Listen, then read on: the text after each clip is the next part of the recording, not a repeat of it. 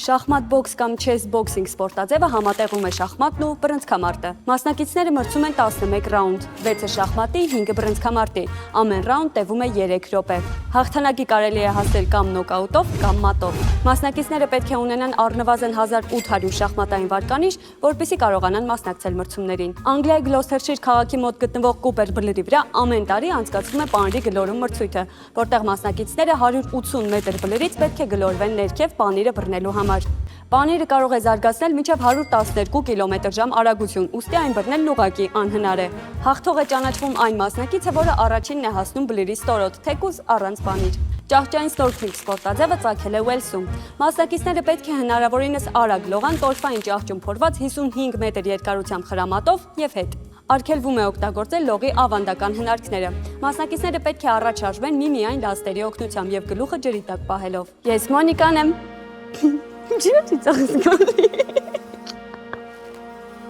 Ես Մոնիկան եմ, մինչ նոր հանդիպում։